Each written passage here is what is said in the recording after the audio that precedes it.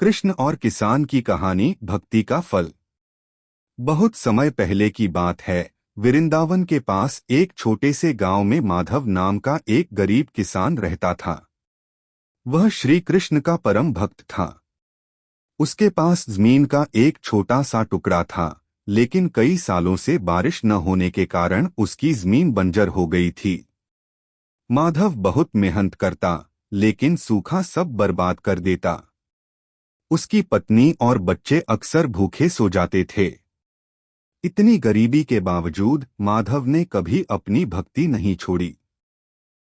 वह रोज अपने टूटे फूटे घर में रखी कान्हा की एक छोटी सी मूर्ति के आगे हाथ जोड़ता और कहता, हे प्रभु, सब तेरी इच्छा है।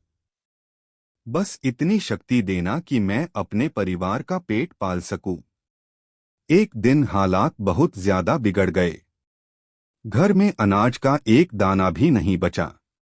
माधव निराश होकर अपने सूखे खेत में एक पेड़ के नीचे बैठ गया और रोने लगा। हे कृष्ण, हे गोपाल, क्या तुम अपने भक्त को इस हाल में देख रहे हो? मैंने धन दौलत नहीं मांगी, बस अपने बच्चों के लिए 2 वक्त की रोटी मांगी है। तभी उसे एक मीठी आवाज सुनाई दी, ओ काका, इतने दुखी क्यों बैठे हो? माधव ने आंखें खोली तो देखा कि एक सांवलासलोना मोरपंखधारी बालक हाथ में बांसुरी लिए मुस्कुराता हुआ खड़ा है। बालक के चेहरे पर अद्भुत तेज था। माधव ने सोचा, यह किसका बालक है? इस वीराने में कहां से आ गया? उसने कहा, बेटा, तुम नहीं समझोगे। मेरा खेत सूख गया है, मेरे बच्चे भूखे हैं। मैं बहुत अभागा हूं। बालक हंस पड़ा और बोला, काका, अभागे तो वो होते हैं जिनका कोई नहीं होता। तुम्हारे तो मैं हूं न। अच्छा, यह बताओ, तुम कहते हो जमीन बंजर है, पर तुमने वहां खुदाई क्यों नहीं की? बालक ने खेत के एक कोने की तरफ इशारा किया, जहां सिर्फ सूखी मिट्टी और कंकड़ थे। माधव ने हैरानी से कहा, बेटा, वहां क्या है? वहां तो पत्थर हैं। पानी तो दूर दूर तक नहीं है। बालक ने जिद की, नहीं काका, तुम मेरी बात मानो। बस एक बार वहां जाकर अपनी कुदाल चलाओ। जाओ, मैं यहीं तुम्हारा इंतजार कर रहा हूं। बालक की आंखों में एक ऐसी चमक थी कि माधव मना नहीं कर सका। वह अपनी कुदाल उठा लाया और उसी जगह पर खोदने लगा जहां बालक ने इशारा किया था। जमीन बहुत सख्त थी। पसीना बहने लगा, लेकिन बालक उसे और खोदो, बस थोड़ा और, कहकर हिम्मत देता रहा।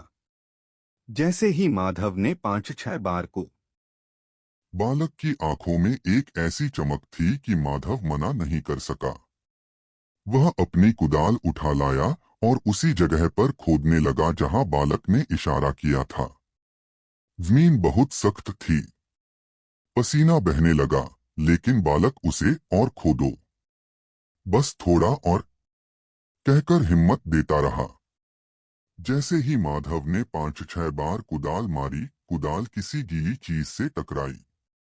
माधव ने घबराकर मिट्टी हटाई और उसकी आंखें फटी की फटी रह गईं। उस बंजर जमीन के नीचे से पानी का एक झरना सोता फूट पड़ा था। स्वच्छ मीठा जल तेजी से बाहर आने लगा।